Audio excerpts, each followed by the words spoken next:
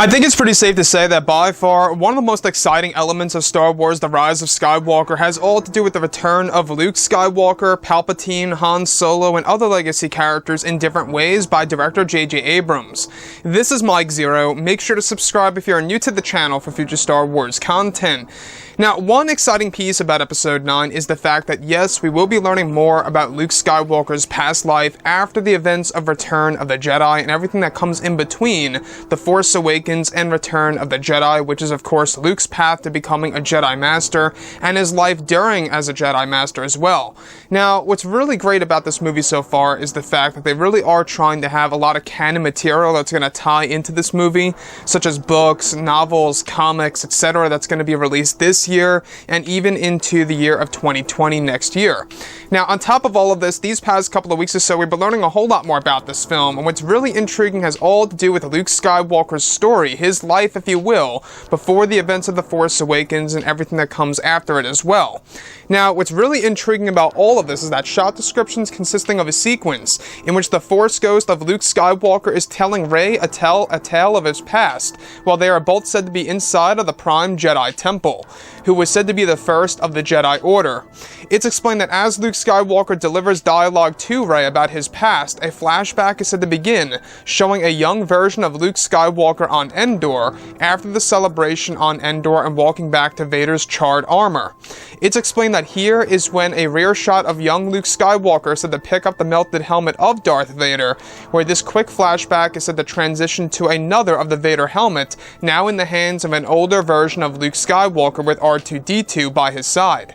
It's explained that this flashback is connected to the previous one, with Luke retrieving Vader's melted helmet on Endor, where Luke eventually steps outside of his Jedi training temple on the mysterious world, where he has come to the decision to tap into Ben Solo's mind as seen in The Last Jedi. However, in the film, it does not go over the same exact sequence and jump cuts to a moment in which Luke and R2-D2 are watching the Jedi training temple collapse down to the ground, due to it being burned by Kylo Ren. This is also to take place and be explained by Luke to Rey during their time in the Prime Jedi Temple within the Lost City. In the first act of the film, it's explained that there is another flashback scene featuring Luke Skywalker and Mark Hamill is now de-aged to just how he was and how he appeared in Return of the Jedi. However, now appears to have a beige and white outfit that is actually affiliated with the Jedi and appearing as if he is a Jedi Master, since he is said to be training Leia, his own sister. Now, where Carrie Fisher is said to also be de-aged to appear as she did in Episode 6. Luke's green lightsaber is said to be clashing with Leia's blue one, and that as this happens, Leia pauses, stops, and sits on a boulder, telling Luke that she is actually pregnant and can't do this anymore. Additionally, the upcoming visual dictionary for the film is said to have tons of new facts related to Luke Skywalker, including how at one point in time, Luke Skywalker traveled to the Outer Rim to discover a world that actually contained few Force sensitives that could become a new generation of Jedi. It's explained that this is the world that Luke decided to take them into his Jedi training temple, and that these people are said to be very peaceful people and native to their land on the mysterious world of Paleon. Now, this world was mostly made up of grassy fields and large cliffs with gigantic waterfalls, and that this is the very world that Luke decided to build his Jedi training temple on. It's explained that Luke didn't want to take them from his home planet, and since the world was so isolated and protected by a unique magnetic field that would protect their presence from any dark side users, that this is the location that Luke chose to train his new Jedi. This will also be explained in the upcoming Secrets of the Jedi book, where Luke explains everything through his own point of view. Additionally, it's described that Skywalker would later bring in, of course, Ben Solo to train at this location as a Jedi.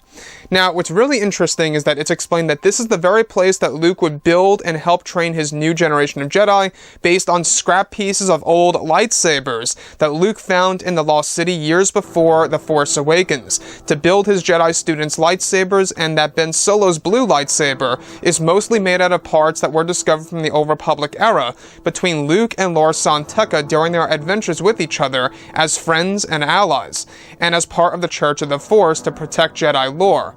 It said that Luke also participated in the Battle of Jakku, protecting the villagers and the remnants of the Rebel fleet to destroy the Empire once and for all, and that Luke even took down a Star Destroyer by using the Force that would be marked down as a legend of Luke that would spread across the world of Jakku and eventually to Rey, learning about Luke and how he was just a myth, since the villagers only heard of Luke Skywalker's power and actions secondhand.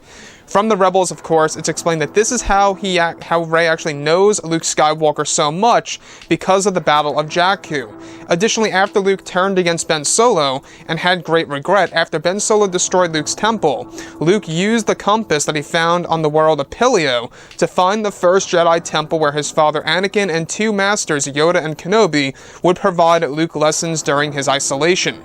However, Luke decided to keep the Force Ghosts away and the feeling of the rise of the First Order and Snoke away from shutting himself off from the Force, not just to mask another emotions, of course, but to hide his location entirely from Supreme Leader Snoke. Snoke and Luke had mentally connected several times, and that this is how both Luke and Snoke know each other. It's explained that they once even engaged in a flash fight, just how Rey and Kylo eventually will in the upcoming film. So let's go over a couple of parts about this and as to why I think that this is a beautiful bridge in between episode 6, 7, and everything that comes in between the films, right? So we do know that J.J. Abrams wants to answer more or less, of course, everything related to Luke Skywalker, filling us in on his path to becoming a Jedi Master. But it's not just the movie, it's also the visual dictionary, the Secrets of the Jedi book that's coming out this month of November, and it's also the official novelization that's going to answer a lot of these aspects of Luke's life, such as the world of Paleon, which is actually said to be Luke Skywalker's world that contains the Jedi training temple that we saw in, of course, The Last Jedi that has a moon, actually, up in the sky. In case you guys did not know, that world does have a moon, and it does match, exactly what it looks like. If you look at Luke's planet, it has a grassy field, and it's actually said that on other parts of the planet, there's these stone cliffs that are very high, almost like El Capitan over in California. Now, what I like about this, too, is that we do know that The Rise of Skywalker is going to be a very big film by J.J. Abrams in order to answer many of the burning questions from The Force Awakens, in order to really kind of make us look back at the Skywalker films in a different way, right? So I want to go over the one piece that really stands out to me a lot here as well, is the fact that Luke Skywalker actually built his Jedi training temple on the world of Paleon over in the Outer Rim that contained only very few Force sensitives that could become Luke's new generation of Jedi. So that's a very interesting piece, the fact that Luke did not go across the entire galaxy, find one Jedi student here, one Jedi student there.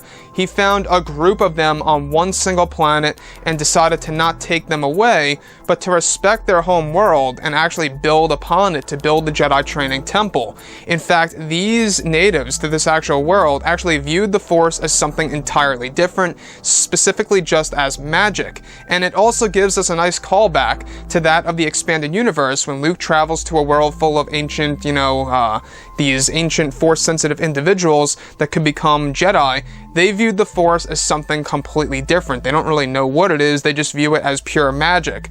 Now, with that being said, what's really interesting about this too is that it also taps into exactly how Darth Vader's helmet was actually retrieved from the forest moon of Endor. It's actually that Luke Skywalker grabbed it, brought it to his Jedi training temple when it was burned down. Kylo Ren took it for himself with the Knights of Ren. That is more understandable and connects to, of course, what J.J. Abrams was originally going to do. In The Force Awakens, you can even see some of the concept art of Luke Skywalker holding Darth Vader's melted helmet in his hand in a real Shakespearean way. And that's what I like about this, the fact that JJ is trying to really answer many questions related to Luke's life prior to the events of episodes 7, 8, and 9. And that's exactly what he wants to do with this movie in order to really give the fans a very unique experience for Skywalker being portrayed by Mark Hamill. I think that the de-aging technology is going to be amazing. In fact, they're using next generation technology that's going to be even more impressive. That's actually going to be far superior than what we saw in Terminator Dark Fate. I won't tap into spoilers of that movie, even though I dislike the film. That's just my opinion. They did some excellent CGI work at the very beginning of the movie, to say the least. So I would like to hear what you guys have to say about all this below in the comments, and if you guys did enjoy the content for today, do make sure to drop a thumbs up on this video to support the channel. I thank you all so very much for the kind support, and I'll catch you guys next time.